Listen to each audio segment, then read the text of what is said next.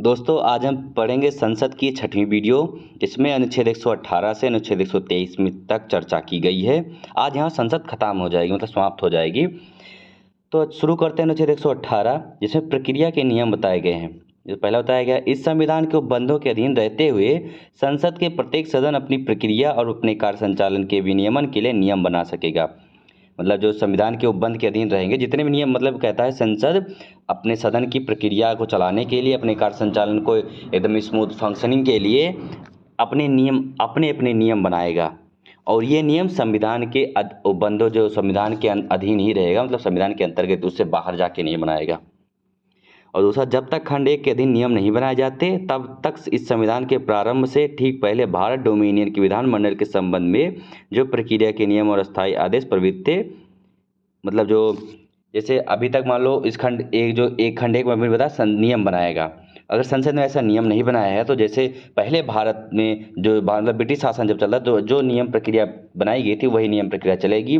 और आगे बताया गया, वे ऐसे उपांतरणों अनुकूलनों के अधीन रहते हुए संसद के संबंध में प्रभावी होंगे जिन्हें यथास्थिति राज्यसभा का सभापति या लोकसभा का अध्यक्ष उनमें करे। मतलब जो पहले ब्रिटिश शासन में जो नियम बने थे, जो मतलब राज्यसभा का सभापति या लोकसभा का अध्यक्ष, इनको जो नियम अच्छा लगे, मतलब सही लगे कि ये सही है, उनको रख लेगा। और जो उनको लगा कि नहीं ये इसे चेंज करने की ज़रूरत है, इसे ख़त्म करने की ज़रूरत है, तो उसमें परिवर्तन करेगा या उस नियम को ख़त्म कर देगा। ये राज्यसभा का सभापति के हाथ में है और लोकसभा का उसके अध्यक्ष के हाथ में है। और तीसरा बताया गया है, राष्ट्रपति राज्यसभा के सभापति और लोकसभा के अध्यक्ष से परामर्श करने के पश्चात दोनों सदनों की संयुक्त बैठकों को संबंधित और उनमें परस्पर संचार से संबंधित प्रक्रिया के नियम बना सकेगा। मतलब जैसे कभी संयुक्त बैठक होती है तो उसके नियम राष्ट्रपति बनाता है, लेकिन राष्ट्रपति राज्यसभा के सभापति और लोकसभा के अध्यक्ष से परामर्श लेता है कि कैसे कैसे नियम बनाए जाएं, तब वह राष्ट्रपति नियम बनाता है संयुक्त बैठक की।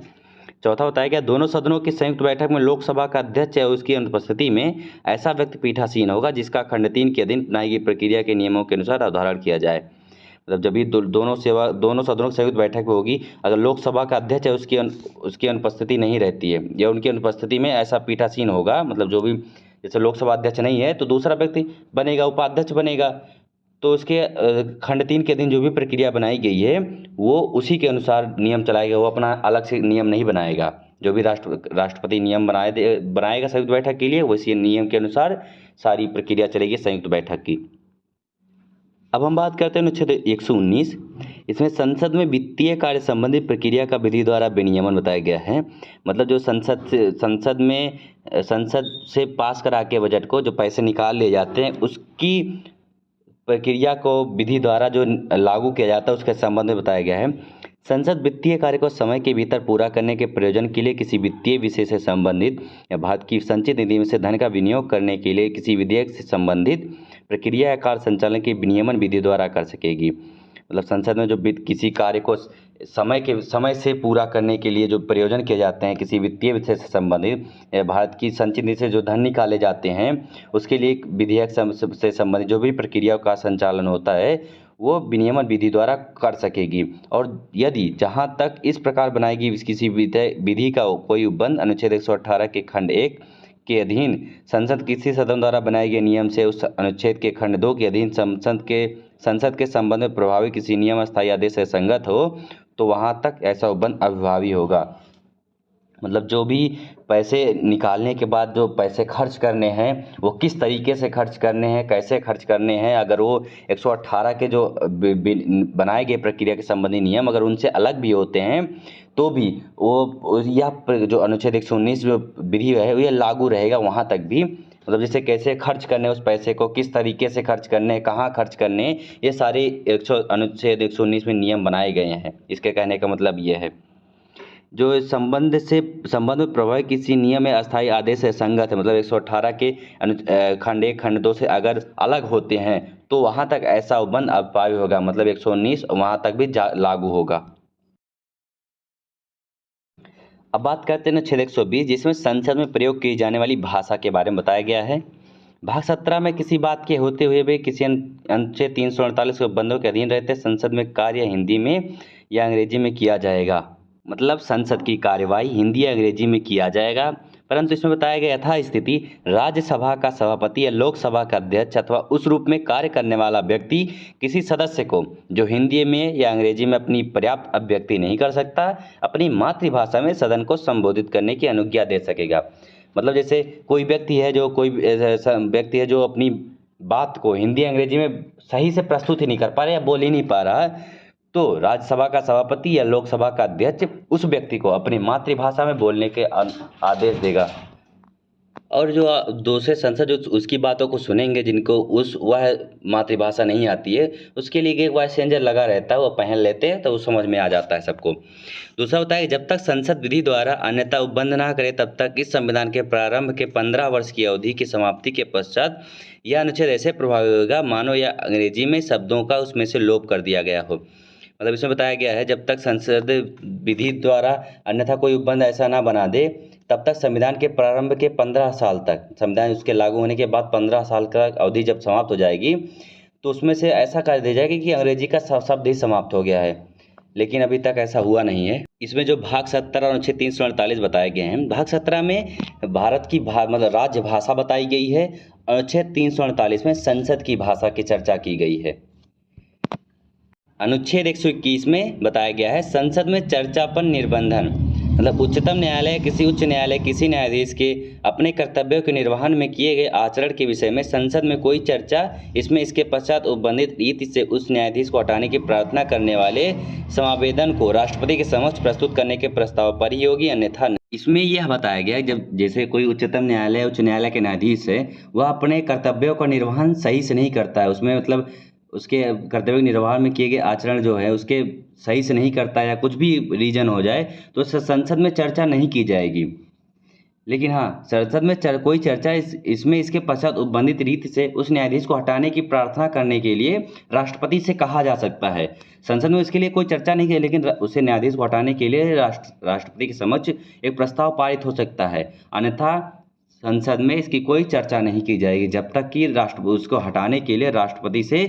प्रस्ताव पारित ना कर दिया जाए कि हाँ चलाया जाए, राष्ट्रपति उसे हटाने के लिए महाभियोग चलाया जाए, तब तक संसद में कोई चर्चा नहीं की जाएगी इस आचरण के बारे में, उसने अपना काम सही से किया कि नहीं किया, जब तक उस पर राष्ट्रपति अपनी सहमति ना दे दे, प्रस्ताव पारित ना कर दे तब तक। फिर हम बात करते हैं अनुच्छेद 122, इसमें न्यायालयों द्वारा संसद की कार्रवाइयों की जांच ना किया जाना, अब इसके बारे में बताया गया है। जैसे अनुच्छेद 121 कहता कि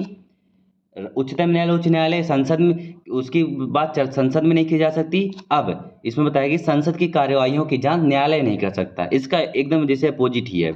इसमें बताया गया है संसद की किसी कार्यवाही की विधि मान्यता को प्रक्रिया की किसी अभिकथित अनियमितता के आधार पर प्रश्नगत नहीं किया जाएगा। जैसे संसद में कोई कार्यवाही चल रही है, अब उसमें विधि मान्यता की प्रक्रिया चल रही है, उस पर कोई भी प्रश्न नहीं किया जा सकता, न्यायालय में कोई प्रश्न नहीं उठा सकता। संसद का कोई अधिकारी या सदस्य जिसमें इस संविधान द्वारा या इसके अधीन संसद में प्रक्रिया का संचालन का नियमन करने की अथवा व्यवस्था बनाए रखने की शक्तियां नहीं है, तो उन शक्तियों के अपने द्वारा प्रयोग के विषय में किसी न्यायालय के अधीन नहीं होगा। जैसे संसद का कोई अधिकारी है, उसमें चल रहे हैं, बहस हो रही है, चर्चा चल रही है, उसमें से कोई भी ऐसी जो व्यवस्था है उसे खंडित कर दिया जाता है, तो इसके लिए न्यायालय नहीं जाएगा या संसद खुद उसकी कार्रवाई संसद करेगी। यहाँ ये नहीं कि हाँ अभी कोई कुछ हो गया तो उसके लिए न्यायालय में जाया जाएगा, न्यायालय उसका अपनी फैसला सुनाएगा, ऐसा कुछ नहीं। संसद ही है जो कुछ भी करेगी, संसद करेगी, उसकी कार्रवाइयों के अंदर उसके पास ये सारी शक्तियाँ, व्यवस्था बनाए रखने की शक्तियाँ निहित हैं संसद में ही। अब बात करते हैं अनुच्छेद 123, इसमें संसद की विश्रांति काल में अध्यादेश प्रख्यापित करने की राष्ट्रपति की शक्ति, मतलब संसद में जब उसका काल मतलब संसद जारी न हो, मतलब उसके छुट्टी संसद में अवकाश काल जारी हो, तब उसमें उस टाइम पे राष्ट्रपति के अध्यादेश जारी करने की शक्ति है, उसमें बताया गया है। उस समय को छोड़कर जब संसद के दोनों सदन सत्र में हैं, यदि किसी समय राष्ट्रपति का यह समाधान हो जाता है कि ऐसी परिस्थितियां विद्यमान हैं जिनके कारण तुरंत कार्रवाई करना उसके लिए आवश्यक हो गया है, तो वह ऐसे अध्यादेश प्रख्यापित कर सके जो उन परिस्थितियों में अपेक्षित प्रतीत हो। अब जैसे संसद के दोनों सत्र अभी चल रहे हों तो उस समय को छोड़ के मतलब संसद के सत्र चल नहीं रहे हों, तब राष्ट्रपति को ऐसा लगता है कि परिस्थितियाँ विपरीत हो गई हैं, तो वह तुरंत कार्यवाही के लिए अध्यादेश जारी कर देता है। जैसे कोई संसद के लिए कोई ऐसा कानून बनाना जारी हो गया, जरूरी होगा कानून बनाना है या संसद ऐसा कुछ हो गया हो, तब राष्ट्रपति अध्यादेश जारी करता है। और इसमें बताया गया दूसरा, इस अनुच्छेद के अधीन प्रख्यापित अध्यादेश का वही बल और प्रभाव होगा जो संसद के अधिनियम का होता है। मतलब जो ये अध्यादेश जारी होता है सेम वैसे जैसे संसद चलती है सेम वैसे ही इक्वल टू होगा, उसके प्रभाव उसी तरीके से देंगे। किंतु प्रत्येक ऐसा अध्यादेश संसद के दोनों सदनों के समक्ष रखा जाएगा और संसद के पुनः समावेत होने से 6 सप्ताह की समाप्ति पर या यदि उस अवधि की समाप्ति से पहले दोनों सदन उसके अनुमोदन का संकल्प पारित कर देते हैं तो इनमें से दूसरे संकल्प के पारित होने पर परिवर्तन में नहीं रहेगा। इसमें बताया गया कि संसद के दोनों सदनों के समक्ष यह प्रस्ताव रखा जाएगा संसद में के पुनः समावेत होने से 6 सप्ताह की समाप्ति पर या उसकी अवधि समाप्ति होने से पहले जब तक उसका अनुमोदन कर दिया जाता है, संकल्प पारित कर दिया जाता है, तो दूसरे संकल्प के पारित होने में कोई परिवर्तन नहीं रहेगा, मतलब दूसरा संकल्प नहीं होगा। और राष्ट्रपति द्वारा किसी भी समय वापस लिया जा सकेगा, मतलब राष्ट्रपति से किसी भी समय वापस ले सकता है। स्पष्टीकरण इसमें दिया गया है, संसद के सदन भिन्न भिन्न तारीखों को पुनः समावेत होने के लिए आहूत किए जाते हैं, वहाँ इस खंड के प्रयोजनों के लिए 6 सप्ताह की अवधि की गणना उन तारीखों में से पश्चातवर्ती तारीख से की जाएगी। मतलब जैसे जो संसद सत्र चलता है कि 6 महीने गैप नहीं होना चाहिए, उन भिन्न भिन्न तारीखों के समावेत होने के लिए आहूत किए जाते हैं, वहाँ इस खंड के प्रयोजन जो 6 सप्ताह की अवधि की गणना होती है ये उस 6 महीने में जो काउंटिंग होती है उसके लिए नहीं की जाती है, मतलब उसके पश्चातवर्ती तारीख से ही की जाएगी जो 6 सप्ताह इसकी काउंटिंग होती है। तीसरा बताया गया, यदि और जहां तक इस अनुच्छेद के अधीन अध्यादेश कोई ऐसा उपबंध करता है जिसमें अधिनियम करने के लिए संसद इस संविधान के अधीन सक्षम नहीं है तो वहां तक वह अध्यादेश शून्य होगा। इसमें बताया गया है, यदि अध्यादेश जो ऐसा उपबंध करता है किसी ऐसे इस अनुच्छेद के अधीन कोई ऐसा उपबंध लाता है, कोई ऐसा नियम लाता है जो इस संविधान के अधीन अधिनियमित करने के लिए सक्षम नहीं हो, मतलब उसे पारित करने के लिए सक्षम नहीं हो, तो वह अध्यादेश होता है खत्म हो जाता है, शून्य माना जाता है। चौथा है कि संविधान संशोधन अधिनियम 1975 की धारा 2 द्वारा खंड 4 में अंतः स्थापित किया गया है और